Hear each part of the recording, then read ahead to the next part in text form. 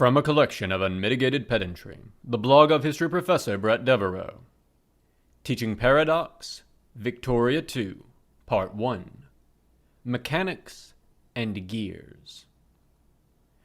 This is the first part in a three-part series that will be examining the historical assumption of Paradox Interactive's grand strategy computer game set in the 19th and early 20th century, Victoria II.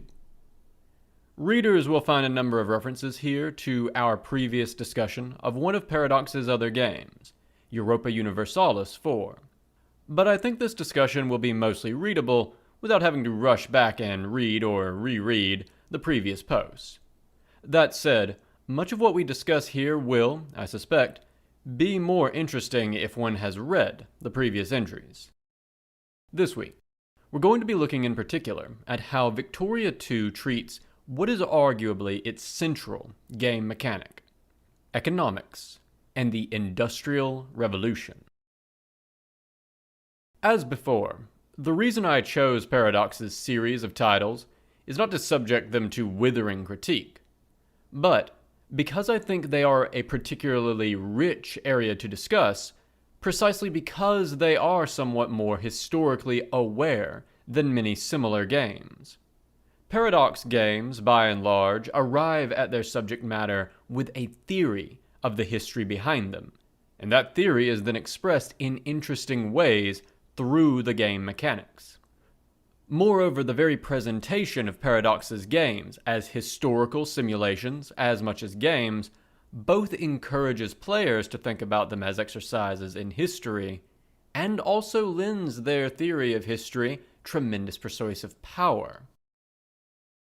Finally, I should note that when I began this series with EU4, I noted that we would do Vicky 2 next as, quote, I want to bully Paradox into greenlighting Victoria 3, end quote. Paradox almost immediately announced Victoria 3, so I want to note right away that I graciously accept Paradox's surrender on this point, and will happily take credit for ending the long drought of Victoria content. I humbly accept all of your accolades for my heroic service, but I think that the announcement of the next game in the series makes this look at Vicky 2 more valuable, to get a sense of the ways that it succeeded and failed as a historical exercise, in the hopes that the best parts of it will be preserved into the next version. But, seriously, if you want to give me accolades, please share my writing. If you really want to throw me laurels, you can support me on Patreon, and if you want updates whenever a new post appears, you can click below for email updates, or follow me on Twitter at Bret for updates as to new posts, as well as my occasional ancient history, foreign policy, or military history musings. Image: Victoria II loading screen. Image description: one of Victoria II's loading screens, showing its namesake being crowned in 1837. End of image description. Introducing Victoria. Before we dive in, we should set some of the basics of the game. Victoria II, the sequel to Victoria, Revolutions, is a grand strategy game made by Paradox Interactive.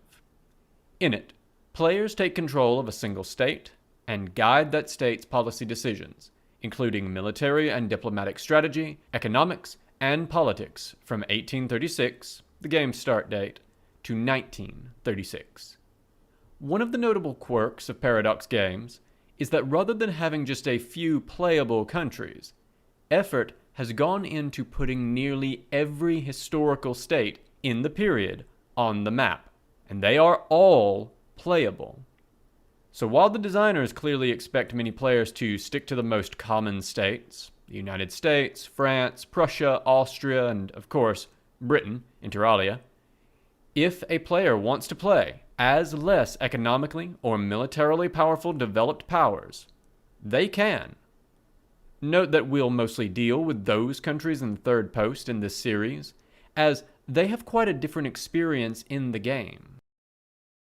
Image: Starting map screen for playing as Great Britain in Victoria 2. Image description. Victoria 2's primary map screen, at game start, playing as Great Britain. There's a lot of data in the top left, but of particular note is the small 43.3% next to the book. That's Britain's literacy rate at game start. It's quite high and will help propel Britain to a dominant technological and economic position for the early game. Note also, right of the small British flag in the frame, the star, factory, and crossed swords. These are the prestige, economic, and military strength of the country. Next to them are the rank. Britain at game start has the most prestige, the strongest economy, and the third strongest military. That makes it the top great power, noted with the small 1 at the bottom right of the flag. End of image description. The game is primarily played on a map of the world, though Victoria 2, much more than more modern Paradox games, has much of its gameplay hidden in menus and detail screens. The world map is divided into provinces. Each province is controlled by one country in its entirety. Provinces are then grouped into states, and certain things, like factories, are managed at the state level. That distinction won't actually matter much for us here, so I'm going to talk almost entirely about provinces, in part because I will be using state as a technical term to prefer to independent polities or countries, and I don't want to be confusing. While Victoria 2 does not have an explicit win state where the game ends, it does rank all countries by 3 metrics: economic and military power, and prestige. The top 8 countries by these metrics averaged together are marked as the great powers, and the game clearly intends it as an informal goal for players to seek to become and remain one of these great powers by the end of the game.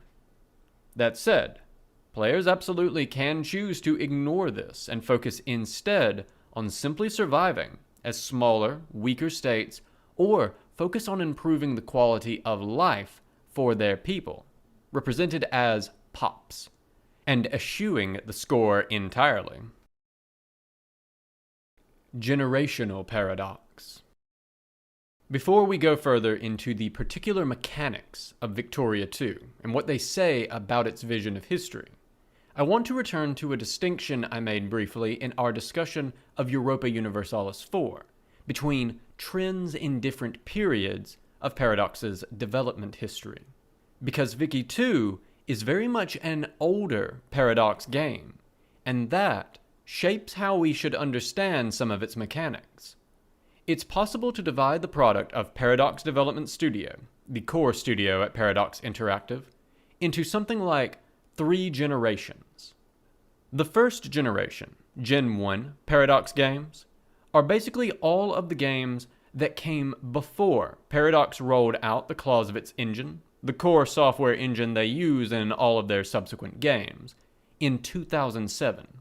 Europa Universalis 1 and 2, Hearts of Iron 1 and 2, the original Victoria, and the original Crusader Kings. While the introduction of that engine, which brings with it a very distinctive Paradox look and feel, is an easy breakpoint, the next is more subjective. Generation 2 and Generation 3, Gen 2 and Gen 3, differ from each other in important elements of design philosophy. Gen 2 Paradox games, EU3, HOI3, and Victoria 2, tend to be designed so that major historical events are forced to happen more or less the way they did historically, often by hard-coding certain events to only happen to the countries that did them historically. There is an inflexibility in this design, which is quite noticeable as you press the game's systems. By contrast, the Gen 3 Paradox games, starting in 2012, Crusader Kings II, EU4, HOI4, Stellaris, and Imperator, are structured to allow a lot more flexibility. The games feature fewer forced events and instead more systems, which guide the development of play towards historically plausible-ish outcomes.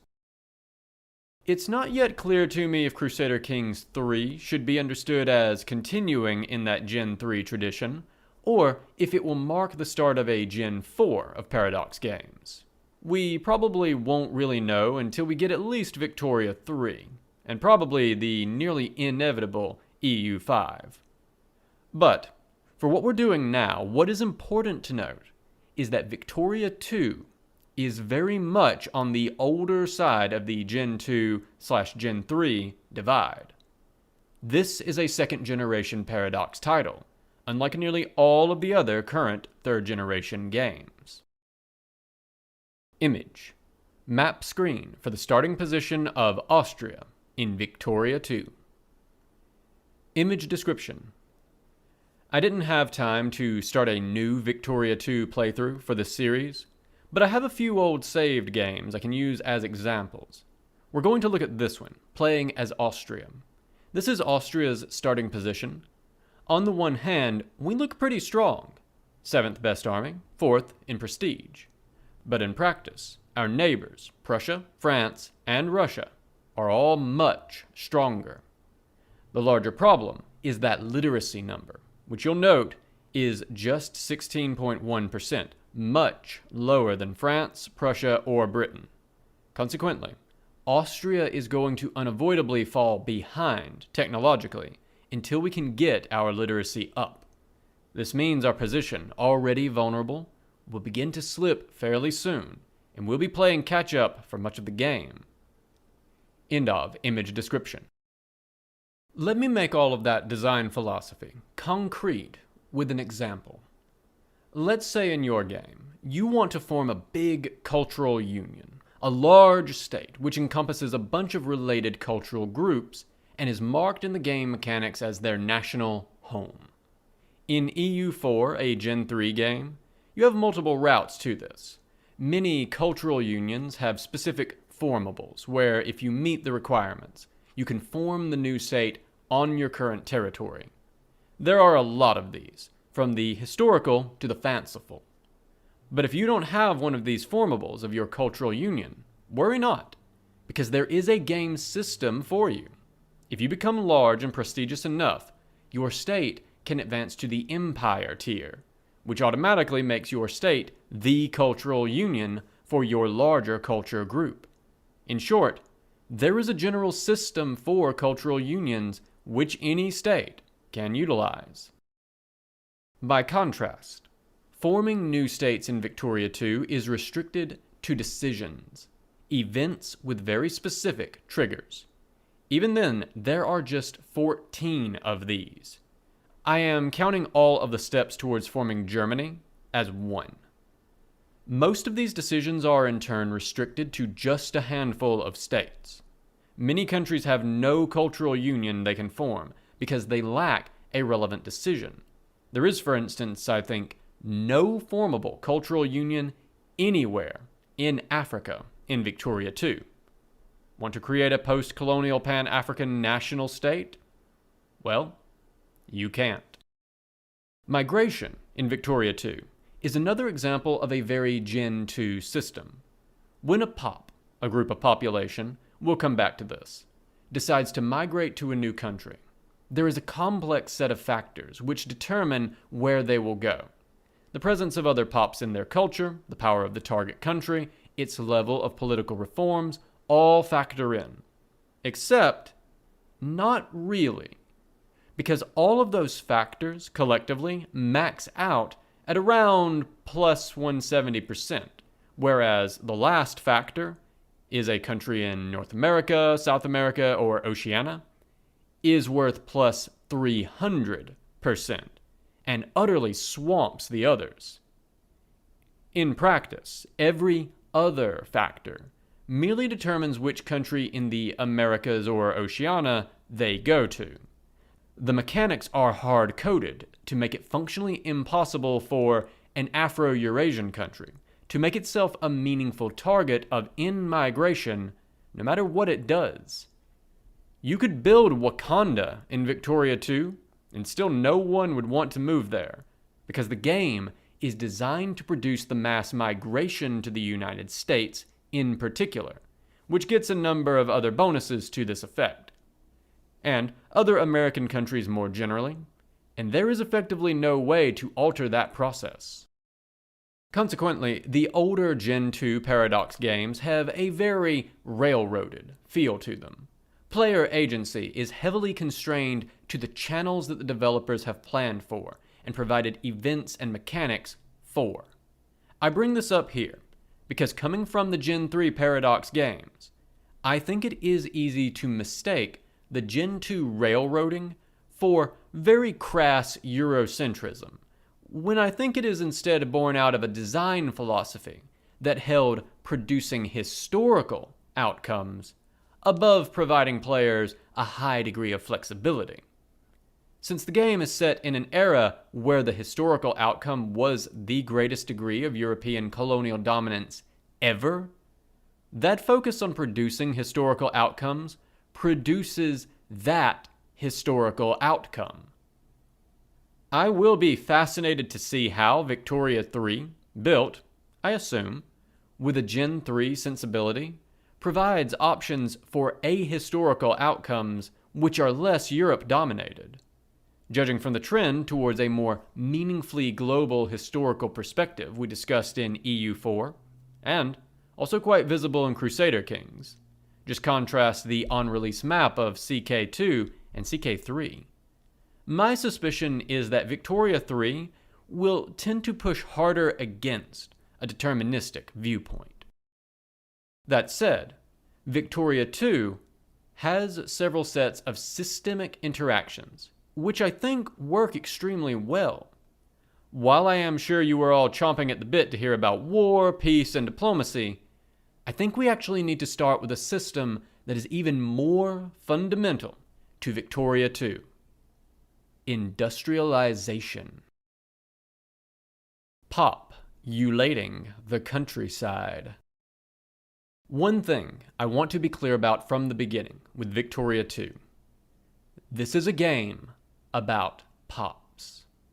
It doesn't entirely shake the Paradox focus on states. Pops end up tied to one state or another after all, and the player still plays as a state. But the game is fundamentally about pops. Pops in the game are discrete units of population simulated as a group, typically numbering a few thousand, reflecting an amalgam of similar households. A single pop is simulated as a homogeneous block of people in a single province who have a religion, a culture, an occupation, and so on. Image. Pops screen for Vienna in Victoria 2. Image description. From our Austria game, here are some pops in Vienna. At the lower right, you can scroll through every pop. Its type, occupation, size, number of people, nationality, religion, militancy, the flame, consciousness, the head, party affiliation, issue ideology, how much money it has, and the meeting of its needs, represented by the water, beer, and wine cups, and so on. Note that the game is simulating Vienna with 276,320 people at game start. That is a bit low. Vienna was around this size in 1790, but by 1830 was around 400,000. Still, the effort here is for in-game population to mirror actual demography. It's an impressive effort at simulation. Edit. Some commenters have pointed out this is because pops listed here reflect only adult males, presumably simulating heads of household. National population figures are multiplied to reflect women and children. That's an unfortunate simplification, and I hope that Victoria 3 instead goes the distance to simulate everyone. End of image description. On one level, we have to, of course, note that this is an example of state legibility taken to an extreme. Absolutely every human. Edit. Technically, the game simulates adult males, and statistically assumes women and children, as some commenters have pointed out. That's an awkward choice, and I hope it is changed in Vicky 3. in Vicky 2 has been numbered, categorized, and grouped with the other local humans who are identical in all of the ways the game cares about, so that they can be treated as a single block of people, a pop. But I don't want to take this criticism too far. Attempting to simulate the buying habits, political views, and occupations of several billion humans would melt everyone's computers. This is a necessary mechanical fudge. More to the point, it offers more detail than almost any other game at this scale out there. Wildly more. Just look at that screen. In most games, take the Total War series, Civilization, or indeed EU4, a city or a province might collectively have a religion, a culture, and a population figure. In Vicky 2, that same province or city is broken down. Its pops have many different cultures, several different religions. They have different literacy rates, political beliefs, occupations, militancy levels, degrees of political awareness, and so on. There are also different sizes. So the Jewish laborer pop in a European city might be only a few thousand, while the North German Protestant laborers might occupy multiple pops sitting next to them of many thousands. Individuals can transition between pops too, as they change job or culture or religion, causing one pop to get bigger and the other to get smaller. They can also just leave, moving to another province or another state. This is actually an enormous mechanical change from EU4. In EU4, the main resource was land. All of the value was in the provinces. But in Vicky 2, provinces are little more than containers for pops.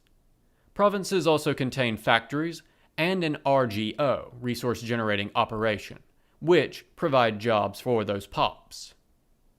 All of the value is produced by the pops.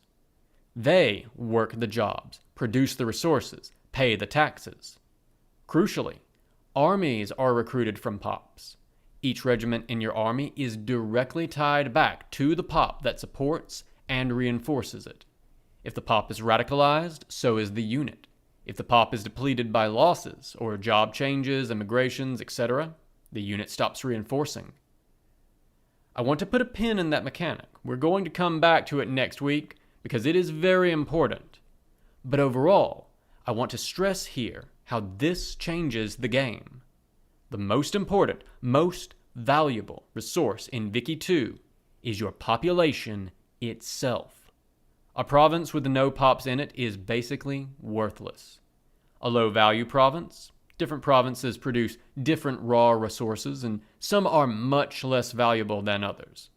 With a huge population of high literacy pops, on the other hand, is tremendously valuable, because those pops will produce soldiers, technology, taxes, and more pops. Once you have factories, such a province can also be an economic megacenter. Image. Pops screen for Thrace in Victoria 2. Image description. Another set of pops, this time in Thrace, in a late-game Ottoman Empire. Notice the wide range of nationalities here, as well as the split in ideologies, especially the pie chart on the top right. This is late game, so all of the ideologies are in place, and as you can see, Thrace here has a distressing number of budding fascists, 7.5% of the pops. Though, for complex reasons, the actual fascist party underperforms its support in the population. The level of granularity here is spectacular, and I love it. While both Stellaris and Imperator notionally also use pops, Victoria 2 is the only one that really efforts to use pops as a means to simulate an entire population, down to the individuals. End of image description. As we're going to see in all three posts in this series, that pop focus works in a number of ways to actually make Vicky 2 a more nuanced and compassionate game than Paradox's other offerings, including Imperator and Stellaris, which both use a much more simplified pop system, which tends to commodify pops rather more. The reason here is that, with the exception of some edge case strategies, which I suspect were truly unintended, the player is almost always incentivized to try to be a benevolent shepherd to their pops. Literate pops are more productive, pops that are getting all of their needs met. Their jobs provide them enough money to buy sufficient goods, which are in turn available on the market, are happier. Militancy is reduced, more numerous, assuming the very basic needs are met, less likely to immigrate out of your country, and more likely to assimilate happily into your culture. And of course, pops that are cared for multiply, and since pops are the most important resource, encouraging population growth is one of the most important things you can do. That system, as we're going to see, again and again, radically realigns the incentives of the players. I really hope that the mechanics of Victoria 3 continue this trend. From the developer diaries so far, it sounds like they will. But I promised factories. But first, let's get pre-industrial. The Industrial Revolution, more than any other set of mechanics, including war, colonialism, etc., absolutely dominates play in Victoria 2. Perhaps only the personal relationships in Crusader Kings are so prominent a mechanic in a Paradox game. More than the scramble for Africa, the rise of nationalism, or the First World War, which I'd argue are the other three major historical pillars here. The Industrial Revolution is the core process of the game. So let's go over the mechanics first, and then begin asking what Victoria 2 has to say about the Industrial Revolution. Production in Victoria 2 is not entirely abstract. Instead of some single resource, the game has 48, plus 1, but we're going to ignore precious metals, which just instantly convert to money. Different goods, all of which are physical products. There are other systems to represent non-physical goods, like steel, concrete, clothes, paper, cars, merchant ships, and so on. Of these, 19 of these goods are raw resources. Each province has an RGO, resource gathering operation, which functions as a single giant employer, which produces a single output good. The amount produced is dependent on production technology and the number of pops employed, with the latter being the most influential. The RGO goods are all fairly basic things: coal, iron, cotton, grain, wool, timber, etc. Lower class pops, including those who work RGOs, farmers, and laborers, can live on just these raw products. But even these fellows want some processed goods. Middle and upper class pops will demand such goods. Image. Trade screen for all available goods at game start from Victoria 2. Image description.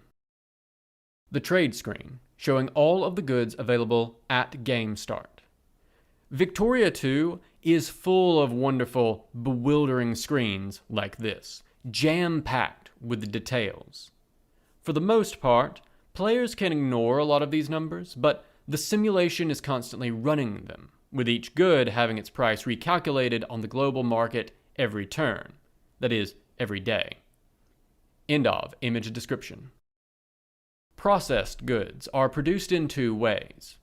The old-fashioned way, which makes up the vast majority of production at game start, is production by artisans. Artisan pops will, without any player input or control, pick a finished good to produce, buy an amount of raw materials for it, process them into that finished good, and then sell that good. So, for instance, Artisans might turn timber into lumber and then lumber into furniture, or dye and cotton into fabric, and so on. Some goods have to go through multiple steps before hitting a finished good. Individual artisan pops are not very productive, but at game start, there are a lot of them worldwide. And so in the aggregate, they produce most of the finished goods sloshing around the market in 1836 when the game starts.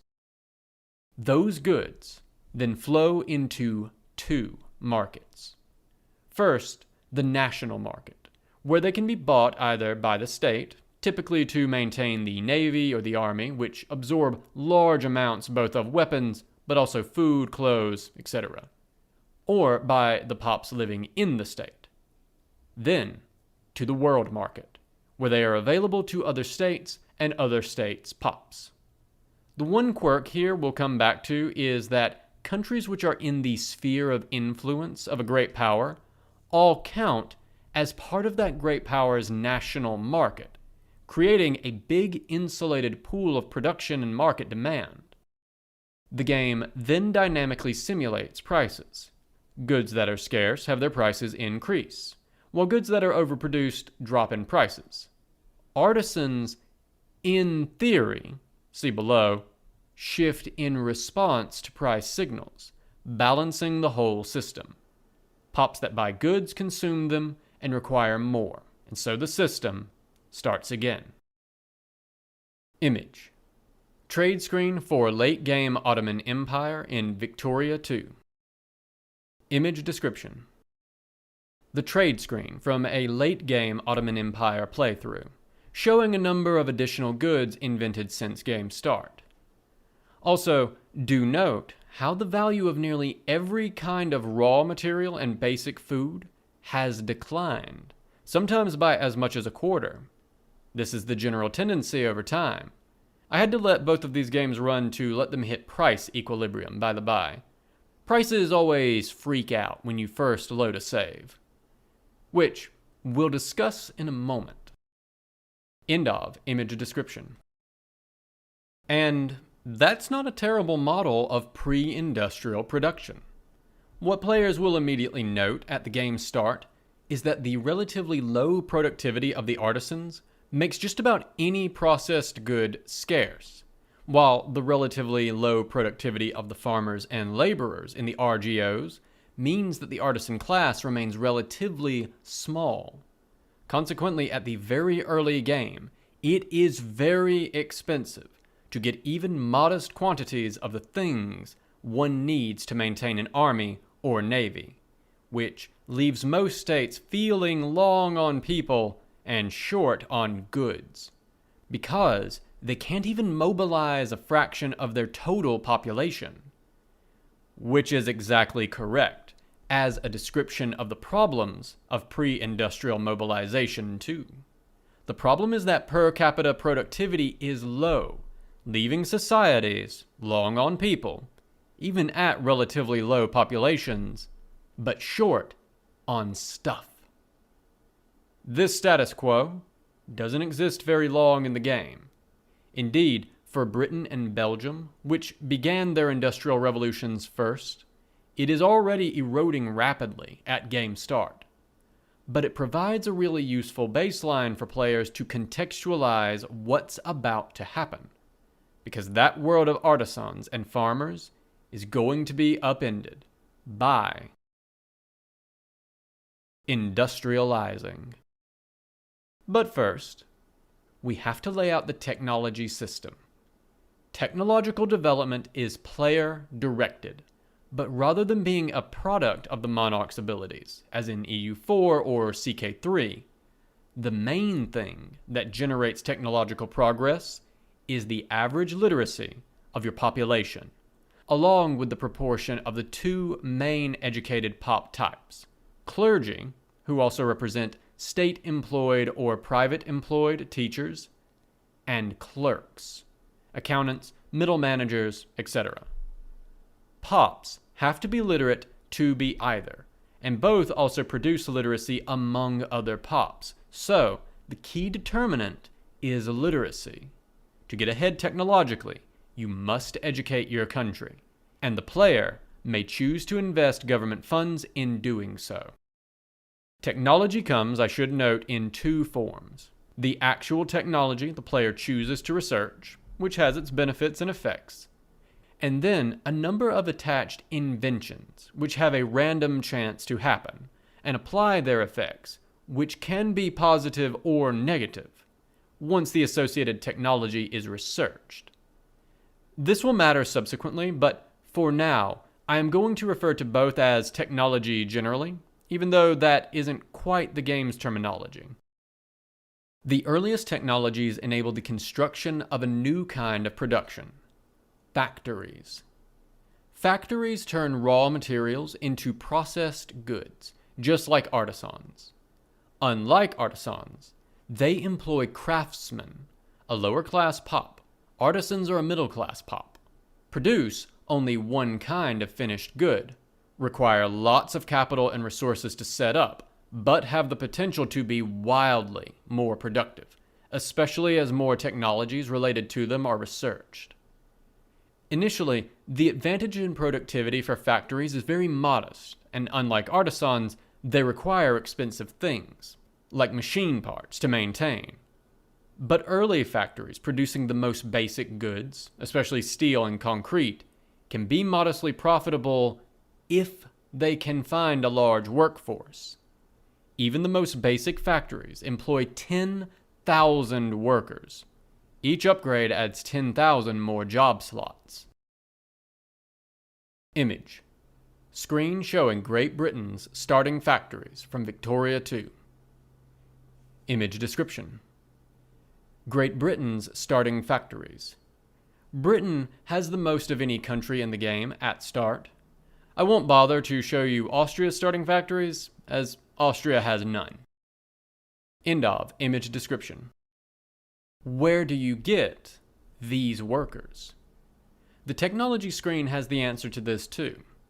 A number of technologies substantially increase per worker RGO output.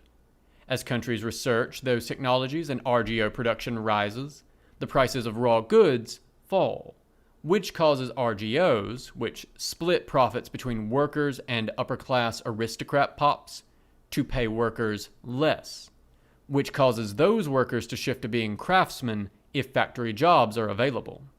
The segmentation of national and world market means that this process doesn't happen quite evenly.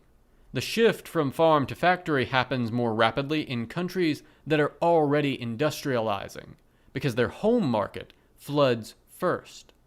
That said, the other big impact here is literacy. Literate peasants and miners are more aware of changing economic winds, and so shift jobs more readily.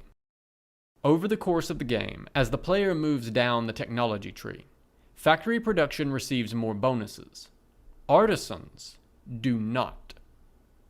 These bonuses improve not only throughput, enabling a set number of craftsmen to process more raw materials into more final products, but also input and output, efficiency bonuses, which enable the factory to use fewer inputs to produce more outputs. Moreover, a factory can employ a second pop type, clerks, who require a robust education system to encourage, who can further improve factory efficiency.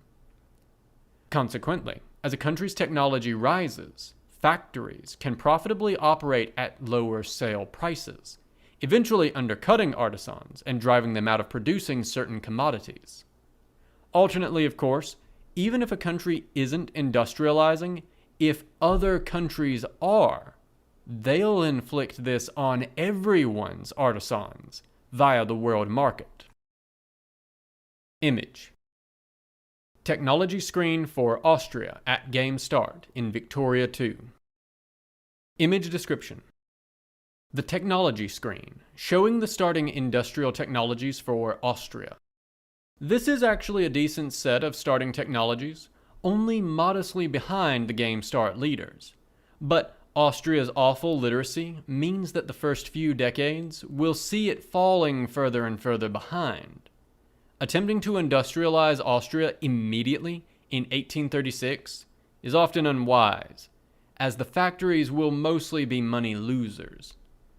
End of image description. As a teaching tool, the way technologies are structured in Victoria II has some real advantages over the way they function in EU4. A number of the major innovations of the Industrial Revolution are represented in the main technology categories. The power technologies, for instance, go neatly from practical steam engine, which is clearly early atmospheric steam engines because they lead into high and lower pressure steam engines, to steam turbines, and then, in the very late 1800s, combustion engines. The commerce technology section includes a number of economic theories: classical, collectivist, neoclassical, Keynesian, which are likely to make for useful wiki walks. But perhaps the neatest mechanic are inventions, bonuses which have a weighted chance to trigger after a core technology is developed. What makes this so interesting is that they are often weighted to multiple technologies, reflecting the ways that these different technologies and systems of social organization interact with each other. For instance, the rifled gun's invention for ship artillery also relies on precision work, reflecting precision boring techniques for making barrels, which in turn relies on both the mechanical precision saw and having researched early railroads, along with the mechanical production technology. And that makes sense. One of the major technological interactions of the early Industrial Revolution was that artillery makers wanted precision boring machines to make uniform diameter barrels, that is, barrels of a consistent caliber. The thing is, a machine that can bore a precise artillery bore can also make very large, very precise cylinders for pistons. And indeed, one such steam engine designer, James Watt, ended up working with John Wilkinson, a maker of artillery, to produce more efficient steam engines, using a method of barrel boring with a lathe developed for cannon. One of Watt's improved engines ended up powering Wilkinson's lathe. This all happened in Britain a bit before the start date for Victoria II, but it provides a great example of the interrelation of these technologies. The Industrial Revolution wasn't about one technology, but a complex of interacting technologies, each magnifying the impacts of the others. Vicky 2 lets the player actually see this happen, as developing one new technology often reveals through inventions, sometimes surprising synergies with other technologies. Now, of course, all of this is nifty, but as mentioned, in Vicky 2, as in EU4, the player plays as a state, and as we've discussed, the tendency of the player is thus to assess everything through the impacts those things have on the state itself. Here, the immediate, direct impacts of the Industrial Revolution are clear. At the very beginning of any game, the actions the player, as a state, can take are generally very limited due to lack of funds and resources. State revenues generally start low, which makes ideal funding of administration, education, and the military difficult or impossible to balance. Even where funds exist, the goods may not, and the early game is generally marked by a crunch in the availability of the basic goods used to fuel military activity, particularly small arms, canned food, and ammunition. States buy from the world market in rank order, and so, if there aren't enough goods to go around, not only do the prices go up, but lower ranked states may be forced to go without, which leads in turn to those states, generally smaller, non-Western states, having to rely on the inferior irregulars unit, which requires only basic goods, over the superior infantry or later guards units, which demand processed goods. We'll talk more about the Western-non-Western dichotomy in the game in the last post. And raising taxes to pry those goods out of the world market can also backfire, since you are often competing with your own pops for those scarce goods. Taxing them more, which reduces their money available to buy their own needs, while driving up the price of staples, can tip them into insufficiency, and from there into either angry militancy or emigration, both of which are quite bad.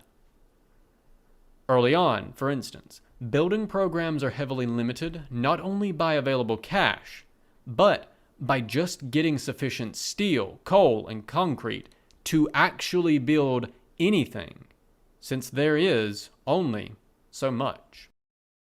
The Industrial Revolution radically alters these constraints.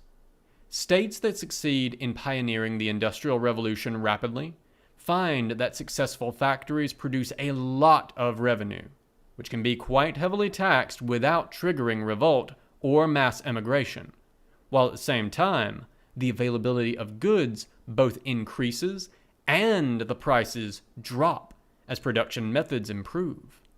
Things like nationwide railroad networks, which would have seemed absurd in the first decade of the game, are quite affordable by mid-game because of this. Assuming the player is careful in their management, they'll also see living standards rise, even as their population increases, since production in industrial countries should more than outpace population growth. But see next week on military spending. The player thus experiences industrialization, assuming it is done successfully, see below, as a transition from poverty to riches, which radically increases their freedom of action. Letting the player do more and see more things happening provides a fairly immediately satisfying feedback. That said, image. Factory screen for the late game Ottoman playthrough of Victoria II. Image description. Again, our late game Ottoman playthrough with the factory screen. Not only are there many more factories, but they have been upgraded several times. That concrete factory in Aden, for instance, second row, second from the left, can employ up to 70,000 workers on its own. There are more factory jobs here in Aden, several times more, than in all of Britain at game start. End of image description. Broken gears.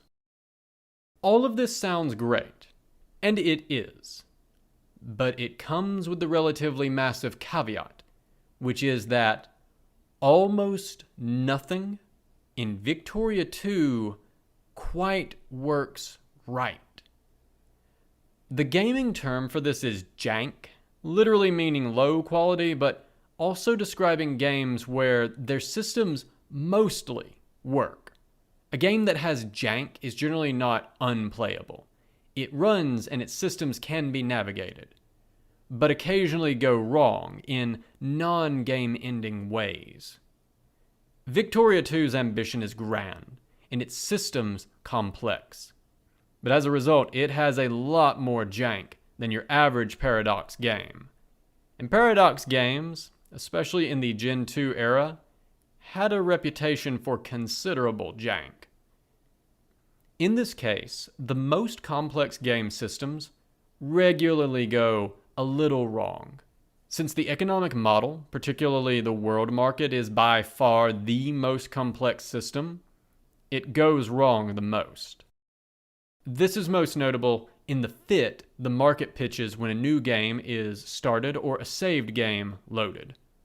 I am not a software engineer, so I can't really say what the problem here is.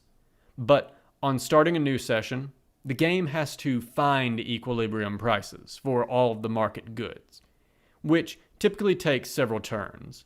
Each turn is a day. For larger states with big budgets and revenues, these bumps are minor, but small states can swing wildly between economic bursts and crashes in just those few days, as prices wildly recalibrate, and as artisans wildly shift production in the background. The broader problem is that the world market system of price discovery also never quite works smoothly, which complicates another one of the game's aspects, the choice of economic systems.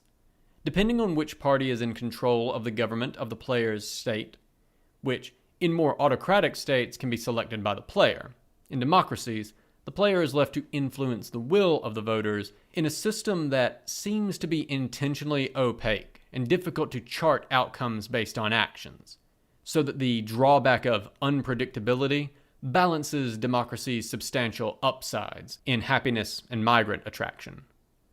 The player might have one of 4 different economic systems. The most common of these is interventionism, typically favored by conservative parties.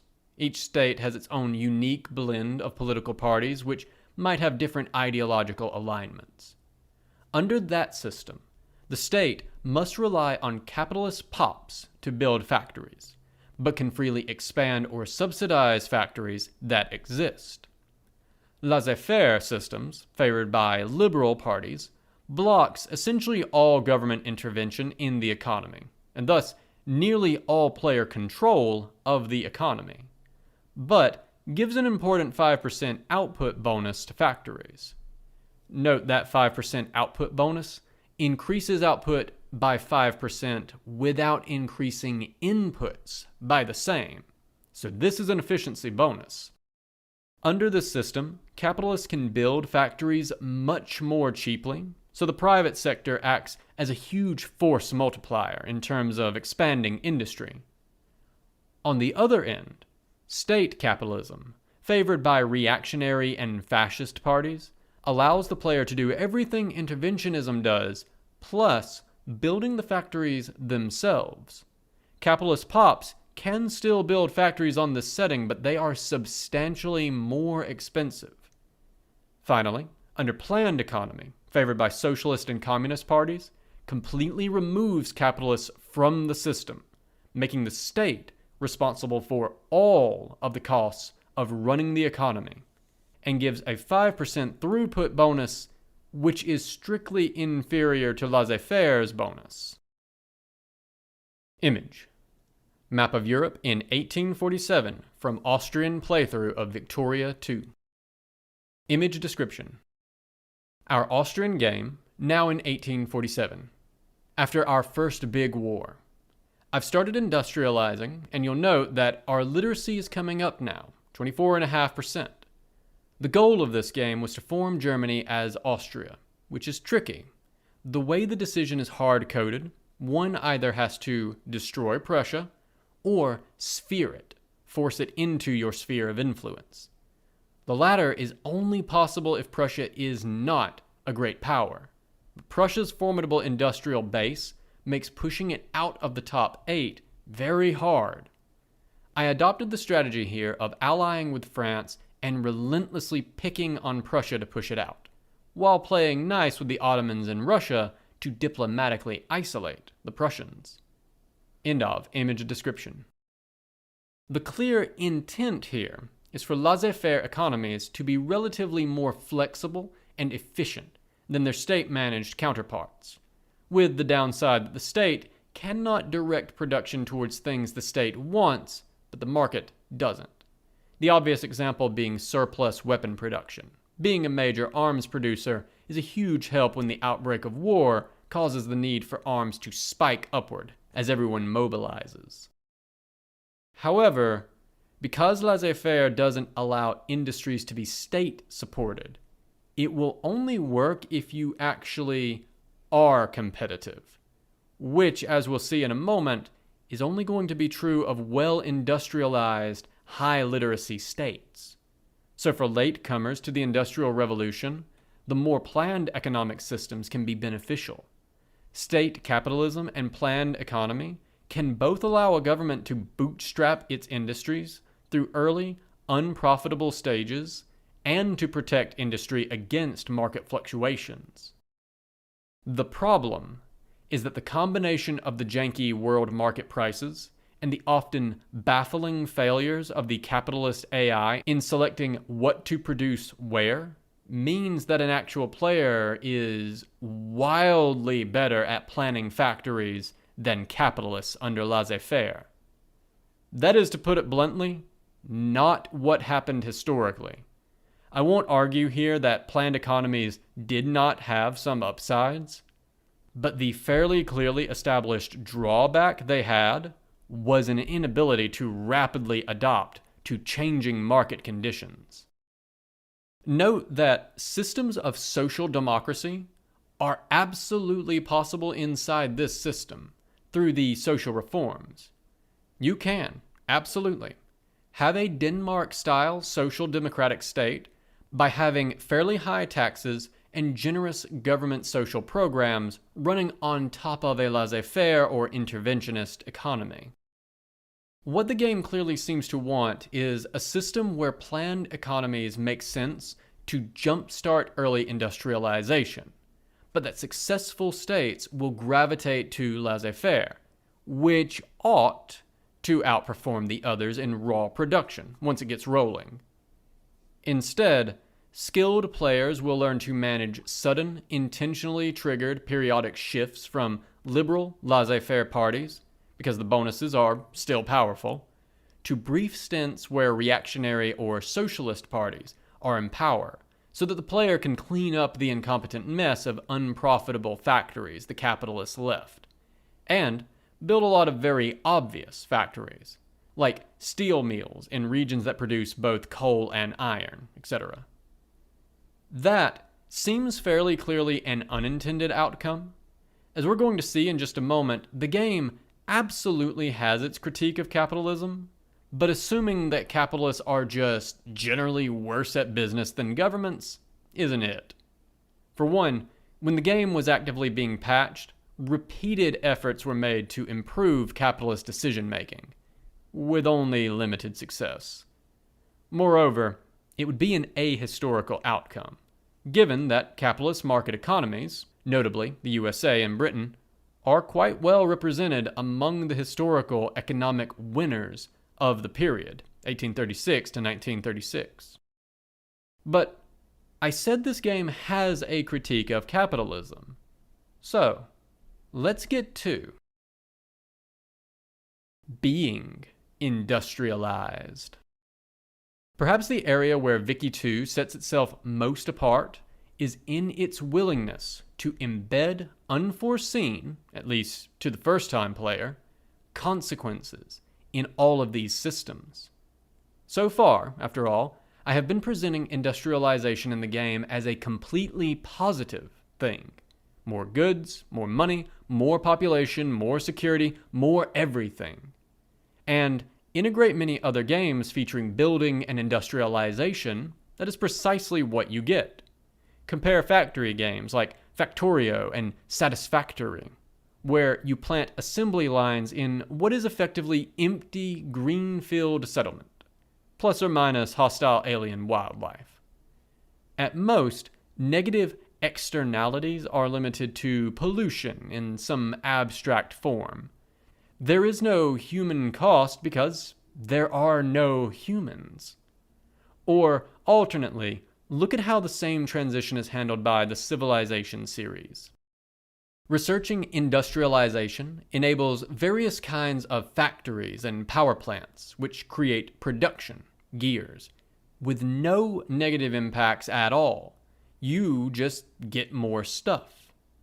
Building enough factories opens the choice to adopt communism through the class struggle civic, but you don't have to, and there aren't any negative impacts for doing so. It's all benefits.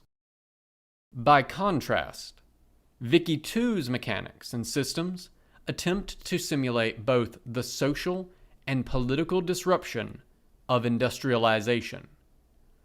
While industrialization, as a whole, is still presented positively, a view with which I concur. I rather like modern industrial technology, which makes things like mass-produced electronics possible. The game wraps all of these systems in unintended consequences. That's actually an extraordinarily interesting game design decision, which runs against quite a lot of industry consensus. Consequences in game design are often supposed to be directly foreseeable based on player action, but consequences in history are often unintended, and Vicky 2, in some ways, relishes in this fact. Let me get specific here and talk about what I mean, starting with the implications for industrialization on pops. Remember, this is a game about pops, and that's where this system starts to shine, because it can create situations where major changes have positive and negative impacts on different people, because those different groups are simulated, which can in turn cause these changes to have both positive and negative effects on states. Let's walk through some. As countries research new industrial technologies, as I mentioned, the productive capacity of the RGOs that each province has increases, without a matching demand for more workers. Some of these increases are very large. One innovation, representing tractors, increases farm production by 50% on its own. As they spread, they cause the value of RGO products to drop compared to the final products. You can actually see this in the trade tabs I screenshotted above. You, the industrialist, hope this will push those farmers into factories, but that only works if there are factories to go to which can hire, especially because while the demand for, say, farmers is decreasing, the population is increasing. Moreover, those shifts are disruptive. As the price of basic products drops, the income of farmers and laborers drops with it, which makes it harder for them to get their basic needs, some of which are processed goods whose prices are not dropping at the same rate.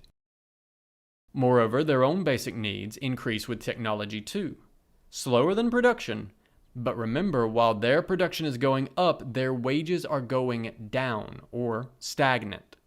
Meanwhile, aristocrat pops, which own the RGOs, likewise may see their income fall or stagnate as a group, even while capitalist pops, fat off of their factories, are driving up the prices of goods both groups compete for. Meanwhile, of course, the biggest losers from industrialization are your artisans, who are being steadily competed out of their jobs and become stuck in situations where they cannot buy the raw materials to produce finished products.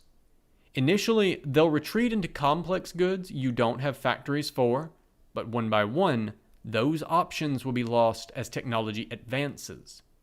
Eventually, they'll demote to a different class, typically into the lower class, though if they are literate, they may move laterally into being clerks. But, obviously, they are going to be upset by this process of impoverishment. As pops get upset, they gain militancy, a statistic that reflects how bothered they are by the status quo. Militancy is, for the most part, a bad thing, and this directs the player's eye back down to the pops. Unlike in EU4, where the player, implementing policies that were good for the state but bad for people, often had little feedback on this harsh reality, in Vicky 2, militancy is the direct feedback. The game's population windows directly note pops who are not having their needs met. High militancy, among other effects, pushes out migration, which, because that means losing pops, and pops are the most important resource, is to be avoided at all cost. Consequently, the player is made very aware of the negative impacts industrialization is having on their people. Those impacts have real consequences for the state. Meanwhile, you are pushing education too, trying to get a large block of literate citizens, because literate citizens more readily switch jobs to being craftsmen or clerks, who you need for your factories, and they also produce faster technological advancement. But literate pops also gain consciousness, a statistic reflecting how politically aware pops are. All pops have a set of ideological views, which can change over time. But low consciousness pops are generally both less bothered by a government that isn't doing what they want, because they aren't aware of it, and less active in pushing the party that matches their ideological preferences, because they're not politically active. But pushing literacy unavoidably means raising consciousness. And, to be fair, consciousness can be a good thing for you. If your pops want to implement the same reforms you do, consciousness helps you overcome the old aristocracy, which is invariably reactionary and already very politically engaged. But the impact of consciousness is heavily dependent on what the pops in question want and how able you are to deliver it. High consciousness pops who find that the government doesn't reflect their views begin to develop militancy if they cannot effect reform. This can be very tricky if the view that those pops have is that they are a subject people in an empire who deserve to be free. Consequently, for large multi-ethnic empires, high literacy can actually be dangerous. On the flip side, consciousness among the new industrial classes, craftsmen, clerks, capitalists, will push them to demand liberal or socialist governments that accord with their views, generally, which is fine if you want to go that way. But if you intended to maintain an old-fashioned style of government, or a more extreme one, those pops will start to get angry. On the flip side, remember that industrialization has produced a lot of angry farmers and laborers whose jobs have vanished, along with a smaller number of upset aristocrats. These can easily build in militancy and coalesce into a reactionary movement if their consciousness is allowed to rise. Image. Politics screen for Austria from Victoria II. Image description. Even more than the low literacy, this screen is Austria's problem. Each of these potential releasable nations, and this bar scrolls even further, is going to have its own nationalist movement if consciousness is allowed to rise. But we need literacy to keep up, which means we will end up with high consciousness anyway, which means movements of national liberation. Austria is trapped on the horns of a dilemma. End of image description.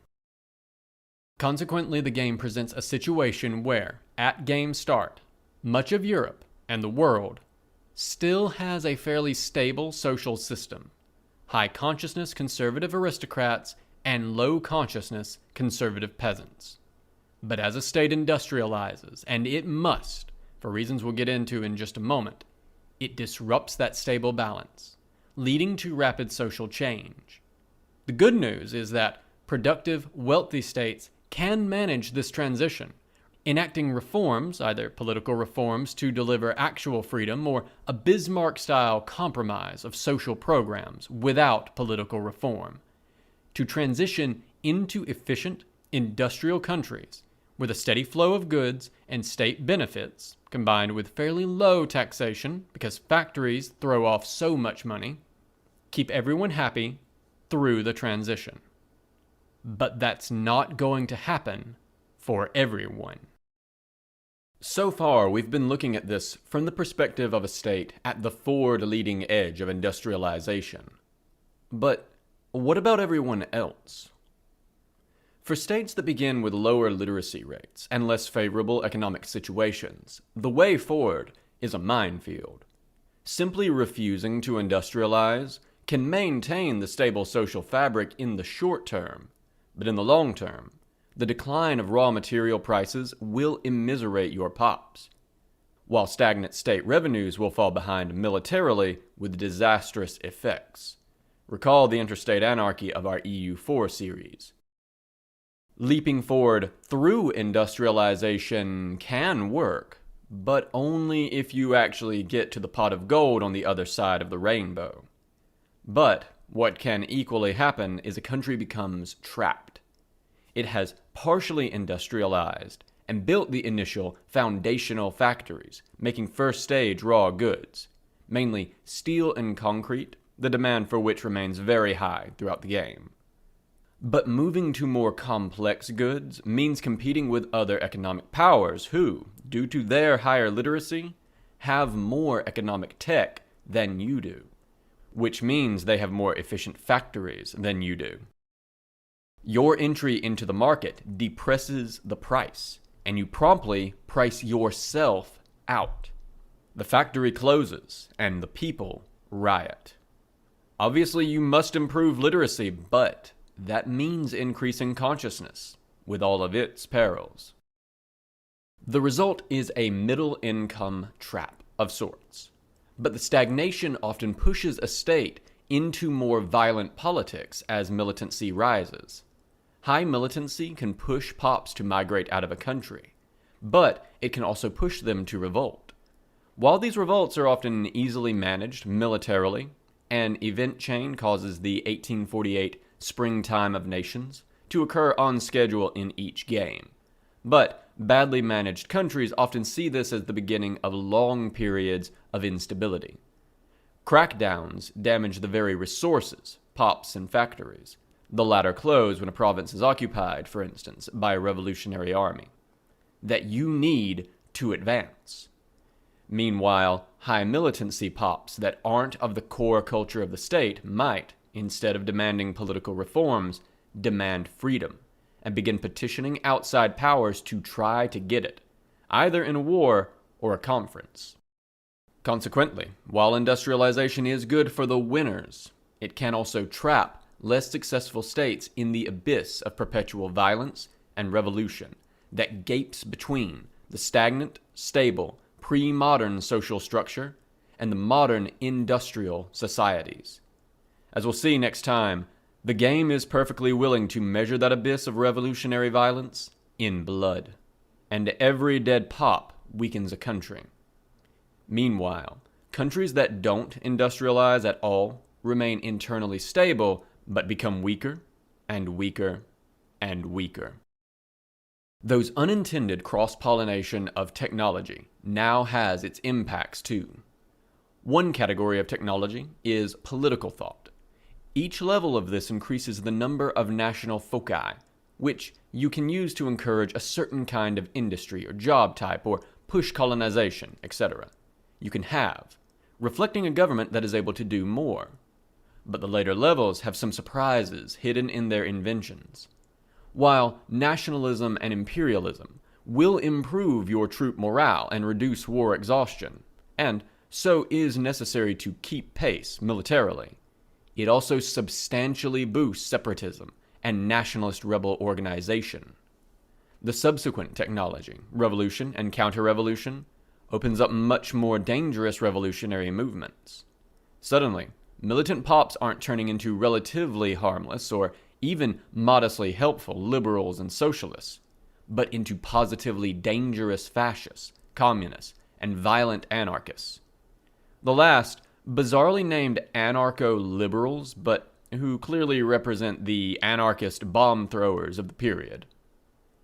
Just as there are hidden bombs lurking in the economic technologies, so too there are hidden bombs in the cultural technologies, the unexpected consequences of trying to harness popular movements for state ends. So while on the one hand, Vicky 2 clearly presents industrialization as good on the whole in the long term, in the short term, it does not shy away from the idea that these processes hurt some people and break some nations. This is a welcome level of nuance compared to EU4's state power good framework, and it comes out of the game's focus on pops. A player that relentlessly focuses on short-term state power at the expense of their pops will ruin their nation in the long run. Put bluntly, Victoria 2 presents industrialization much like the proverbial powerful servant, dangerous master, even before we get to its impact on conflict, which we'll get to next week. This is actually, I think, a brilliant bit of design. Students often find the halting 2 steps forward, 1 step back industrial and political policies of places like Austria, Russia, and China in this period utterly baffling. Looking from the safety of modernity, they ask, why couldn't these fellows have seen that the factory and the ballot were the way of the future and go that way? One of the great virtues of the simulation here, much as EU4 presents the same problems for war and peace in a system of interstate anarchy, is that Vicky 2 provides the answers to that question with the power of a simulation. One merely need to play a game as Austria or Russia, especially as a new player who doesn't have mastery of all of the systems, and watch as your state shreds itself under the pressures of nationalism and industrialization, as both states did historically, to immediately understand why so many of their leaders attempted to stand athwart history, yelling "Stop!" You see, as they saw, the abyss, and also feel the same pressures they felt, which impelled them towards it. National Success Sequence.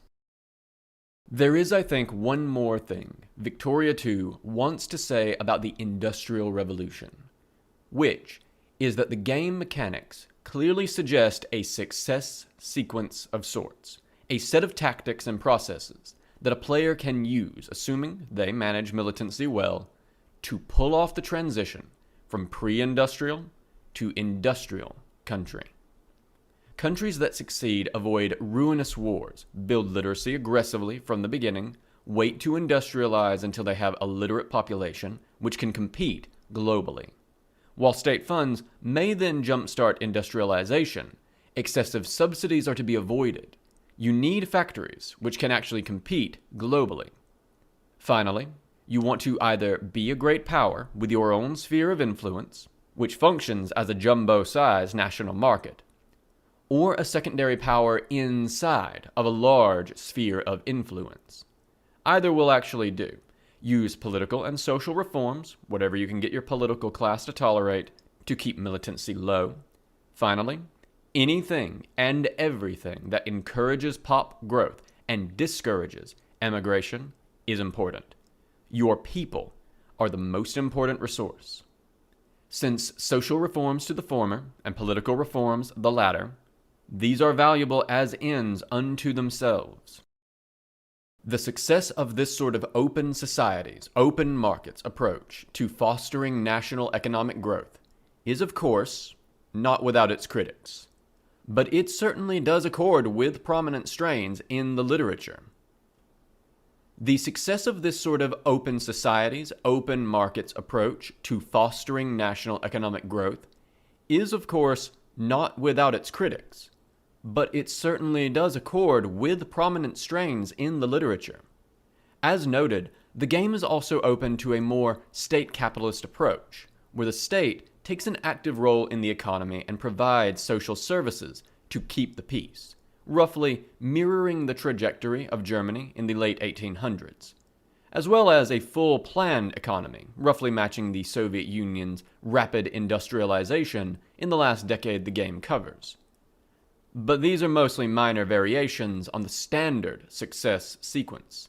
Literacy, factories, etc. are still required. Of course, that success sequence also embeds some values. Vicky 2's mechanics fairly clearly prize dynamic, industrial, and free societies over static, pre-industrial, closed societies.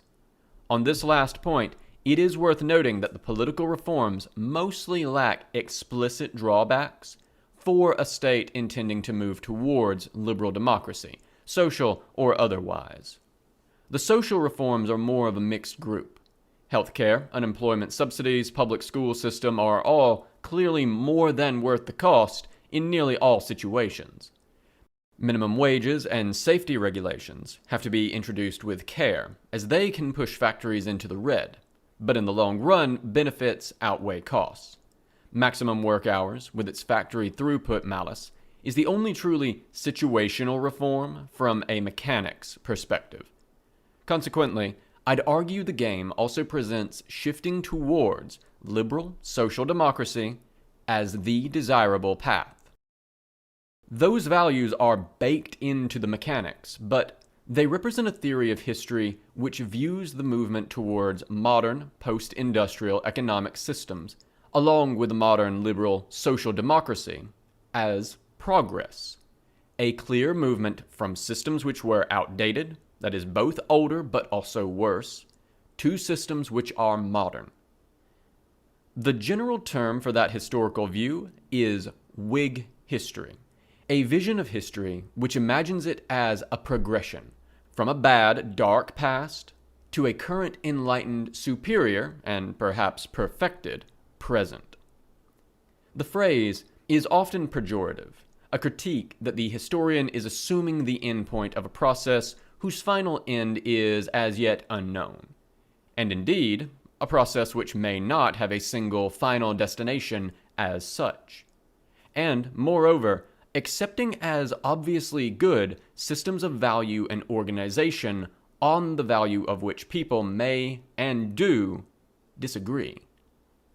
On the other hand, there are a few historians who, if pressed, would admit to pining for serfdom or the return of polio. Image. Map of Europe in 1867 in Austrian playthrough of Victoria II. Image description. And here is our Austria game, now in 1867. The strange pattern of territorial acquisition here is intentional. I am aiming for Prussia's highest literacy and production provinces because my goal is not to destroy Prussia, but just to demote it.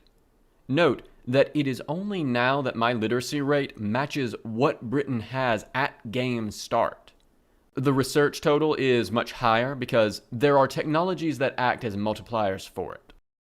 This is after 40 years of maximum education spending and using national foci to encourage the training of clergy pops, which also represent teachers and increase literacy. I've also used one of the bespoke decisions, a bit of that Gen 2 railroading, to cause a number of my spherelings, states in my sphere of influence, in southern Germany to merge into the South German Confederation. This is mainly useful because it reduces the diplomatic upkeep of keeping them in my sphere, letting me focus elsewhere. Also, a wild Italy has appeared. End of image description. The deeper problem with Whig formulations of history is the general sense of determinism. Not that conditions are shown to be better now than they were then, but rather the assertion that history must move inevitably towards this current point. The neat phrase for this trap of thinking is that it is teleological, from the Greek telos, meaning a decisive or final point. It is the trap of assuming that because this is where we ended up, this is where we must have ended up. And Vicky 2's vision of industrial change is, in fact, teleological in that sense. There are only so many technologies, you will research most of them, and they lead this set of systems, quite inevitably, to this particular conclusion. As with EU4, the sense of inevitability is strengthened by the persuasive power of the simulation. And precisely because Vicky 2 is a Gen 2 paradox game, with a greater degree of historical railroading, the end point is relatively more fixed, making it feel like the historical endpoint was the only possible endpoint, which it wasn't.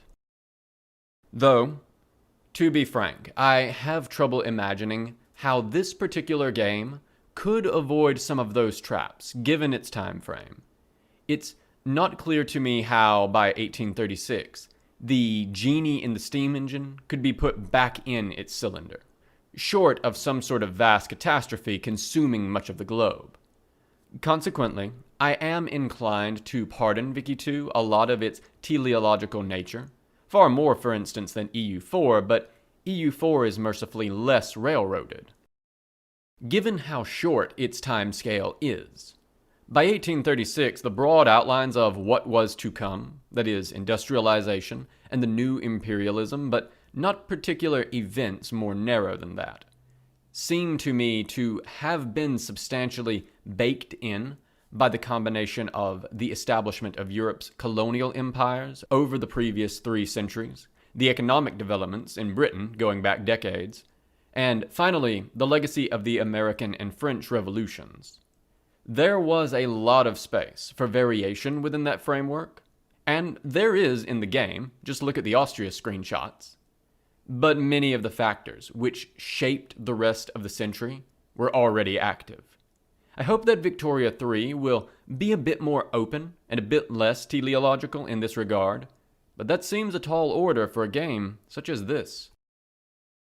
At the same time, I appreciate that Vicky 2 is willing to demand the player think about what these momentous changes meant for actual people, and to grapple with the idea that these changes did not always leave people better off. Next time, we're going to turn and look at what all of this industrialization means for how Victoria II treats war, which I think even more than the industrialization system itself is perhaps the crowning achievement of the game's historical vision. This has been a recording from a collection of unmitigated pedantry, the blog of history professor Bret Devereaux, recorded by myself, A Great Divorce, for accessibility and sharing purposes. If you enjoyed this content and wish to engage with it or support Bret, please check the description for links to the original post on his blog, his Twitter, and his Patreon. I highly encourage you to share, support, and engage with his works on any and all platforms if you are so inclined.